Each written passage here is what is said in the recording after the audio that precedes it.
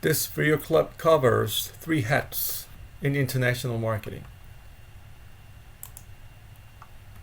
There are the 3 hats, or 3 jobs, or 3 roles of a global marketing manager. The first hat is global entry. The second hat is local marketing abroad. And third hat is global management. These 3 hats explain the internationalization process. So normally firms start with foreign entry and then local marketing abroad and then global management. As their experience increases or their direct ownership increases in the local markets.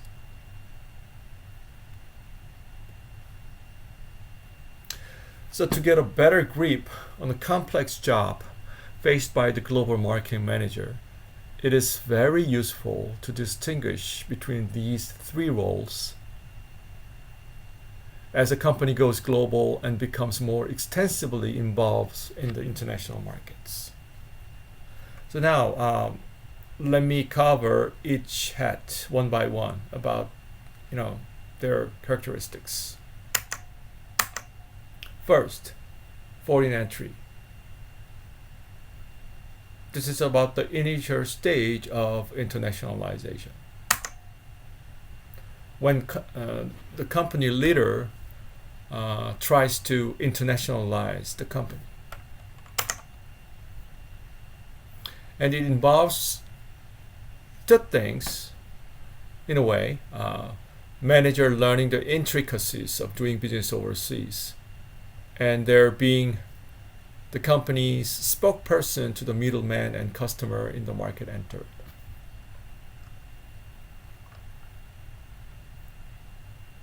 So in this stage, companies use exporting, licensing, and all those simple ways to internationalize their marketing. The second hat is about local marketing abroad.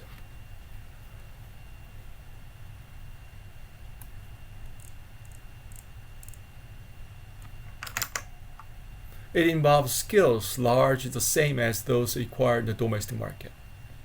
So it's just like you have multiple domestic markets.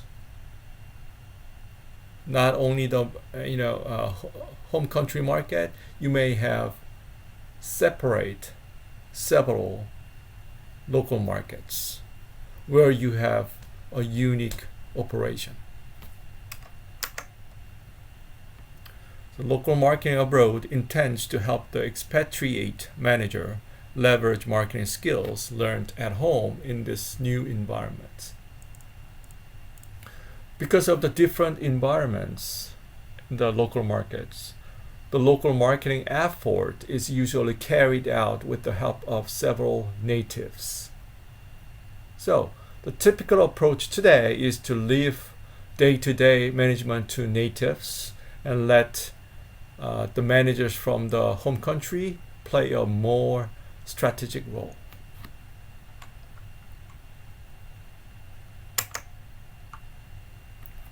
So after accumulating some knowledge and experience in the local markets, right, you can come back to home country having, for example, one headquarter, which is cheaper.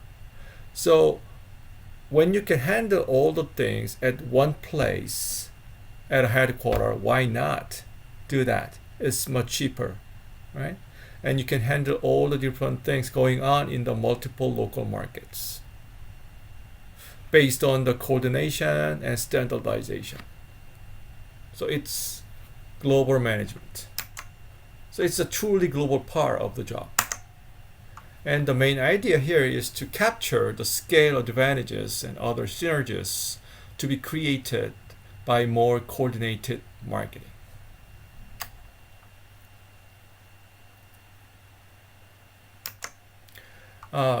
This 3 hat framework is related to the distinction between international marketing and global marketing. First, international marketing. It involves the marketing tactics adopted by knowledgeable marketers in different countries, specific to the markets of those countries. It refers to a situation wherein a company opens a subsidiary in a new country and permits that subsidiary to look after the market in that region and pay consideration to local customers like religion, customs like religion, dietary, and lifestyle habits. So you may have a lot of adaptations in this way, serving the local people in their own way.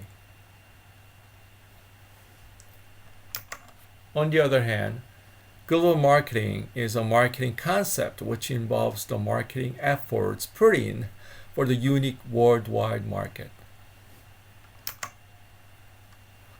So it's when the organization utilizes the exact coordinated promotional tactic all over the world, like Nike and Walmart. What the bigger companies can do. Under its purview, the entire world is deemed one market, globalized market, and does not adjust the products or services, distribution channels, and the communication to regional requirements. So when you can standardize, you should standardize, because it's much cheaper. I frequently talk about the simple model of business, right? There are only two functions in a business. One is revenue increasing. The second is cost decreasing. Right? You can create profits by increasing revenue or by decreasing cost. Right? You can decrease a lot of cost by conducting global marketing. Now, so this is the main advantage of global marketing. So we'd like to define global marketing here. Global marketing is defined as marketing activity coordinated and integrated across multiple country markets. The two keywords, the verbs, are coordinate and integrate. You can save cost by coordination and integration. And the definition of global markets, they are defined as those markets in which buyer preferences are similar across countries. So when you find global markets, you will implement global marketing. If the local markets are all different, you need to adapt your products or services in the perspective of international marketing, right?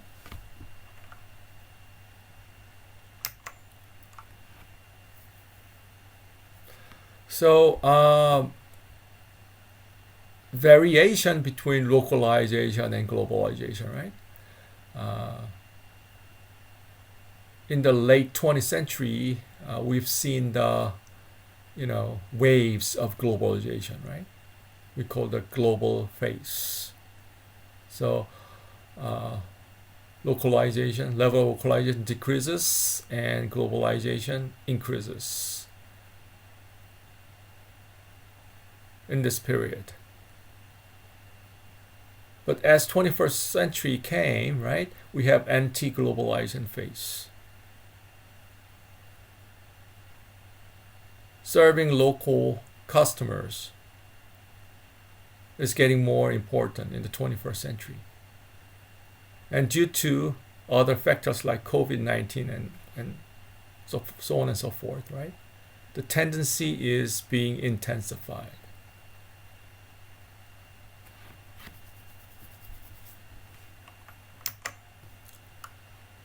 And there is a middle of the road approach in globalization, which is called regionalization.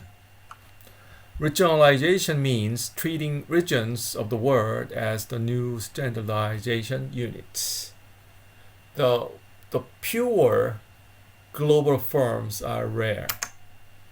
According to Ruckman, only 9 multinationals can be defined as truly global out of 500 Fortune firms. And most of the firms derive their revenues from their home region. So if it's Japan, Asian, or Pacific area, or one or two regions. So they may have their own focus in their marketing in international markets rather than purely global. So many multinational companies have long organized along regional lines. That's the reality. And another interesting term here is glocalization versus globalization, right? The globalization of X is defined as the migration and spread of X into different locality, right? So moving the value of in A to other locality, right? B or C, right?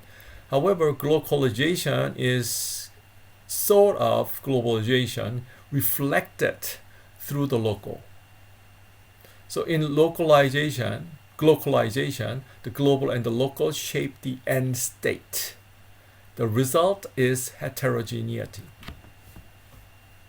So this is more, it's closer to the reality of globalization in the 21st century, glocalization.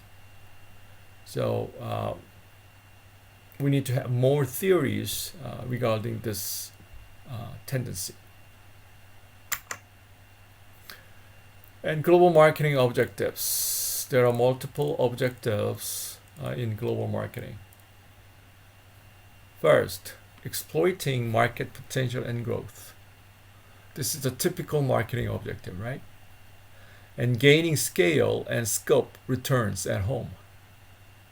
The longer production series and capital investment increase productivity. And learning from a leading market. Many small market shareholders make no money in very competitive markets, but learn about new technology and about competition. Pressuring competitors. Increase the competitive pressure in the stronghold market might help divert the competitors' attention from other markets. Diversify markets. By adding new country and markets to the country portfolio, the firm's dependence on any one market will be lessened. Learning how to do business abroad. For example, to learn how to deal with former communist countries, entering Poland may be the first step to entering Russia. This is it. Thank you very much.